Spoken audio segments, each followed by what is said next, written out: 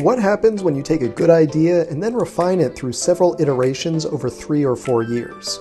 You wind up with an e-bike that delivers some crazy bang for your buck and checks just about as many boxes as you can fit in a lightweight ride. Oh man, after being on so many big, heavy, chunky electric bikes all the time, I gotta say there's something nice and refreshing about just having a lightweight, efficient, comfortable, affordable e-bike, you know, something that doesn't take a lot of effort to ride, but isn't a big, heavy, chunky tank of a bike like we're used to seeing so often.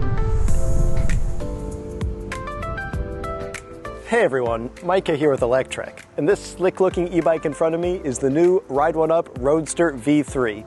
This is an awesome, smooth pedaling, lightweight electric bike. Stick around, let me tell you more about it.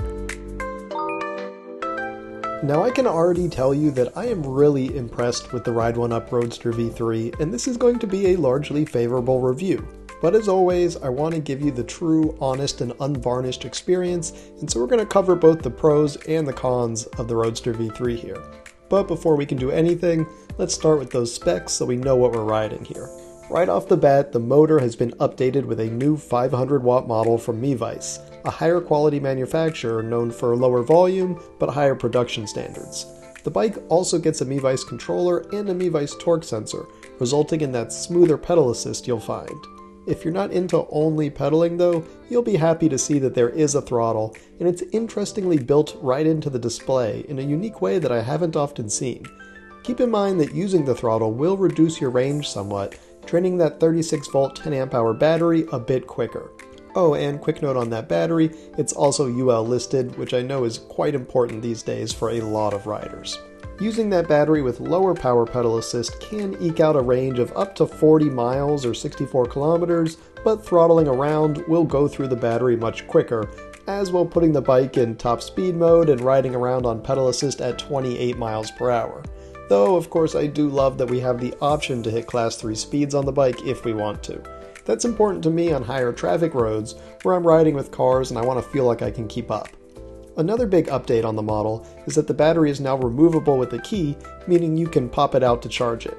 And if those changes weren't enough already, we get even more new features, including the choice of either a single-speed Dayco belt drive here, or a 10-speed chain drivetrain with a Shimano Diore transmission, both of which are very nice components. Now personally, I prefer the belt drive because it's flat as a pancake around here, and the single-speed setup is both convenient and maintenance-free, not to mention quiet and clean. But if you need the gears, especially if you live in a hillier area, that 10-speed Shimano Diore setup is going to be very nice, especially for the price, keeping in mind this is just a $1,295 e-bike here. If you do want to go with the belt drive, keep in mind that you've got that throttle to get you rolling on the low end, so if you are at the bottom of a hill and you'd want what would feel like a lower gear, you can sort of blip that throttle and fake a lower gear until you get rolling fast enough to really feel comfortable pedaling. But like any model that comes with both a belt drive or a multi-speed drivetrain, you get to make that choice for yourself. And moving on, we're not even finished with the new updates. The bike now comes with included LED lights and fenders, two important commuter features that we didn't get included standard on the last model. So that's a lot of updates and new features without a big price increase. Now in the Ride1Up Roadster V3, we get a torque sensor, color display, nearly 50% more battery, new drivetrains, commuter features, and more, all at a very reasonable price of $1,295. But at the same time, the downside of all of those new components is that the bike is around 5 pounds heavier than the previous version, tipping the scales at 39 pounds. Yeah, that is still pretty lightweight compared to most e-bikes out there, and sure, we've reviewed plenty of models that are twice as heavy or more, but it's still a price that you do have to pay to get all of those new features. In my opinion though, and this is my review so that's what you're getting, my opinion is that the trade-off is worth it. This is a well-designed e-bike that has really well thought out geometry for a comfortable and nicely tracking ride, even if it is a rigid bike with no suspension and frankly a bit of a rough saddle on your caboose, especially if you're not a traditional saddleist and you're used to bigger and softer saddles. But it is a well-made bike that actually feels robust enough to take some knocking around. Yeah, I don't know. I think there's potential here for a gravel bike. Obviously, this is not an off-roader, but it works just fine in that sense. So yeah, I don't know. I mean, of course no one's going to call this a true off-road bike, but the Roadster V3 definitely gives me lightweight gravel bike feels, or at least something that can withstand that type of riding in addition to normal commuter duties. It's robust, it features more rugged parts, like that through axle in the fork instead of a cheap skinny skewer axle, and look at that beautifully done welding on the frame. This is not a cheaply made bike, it's built to hold up. That being said, without any suspension, you've got to be into the gravel bike lifestyle or you'll be in for a rude awakening for this type of riding.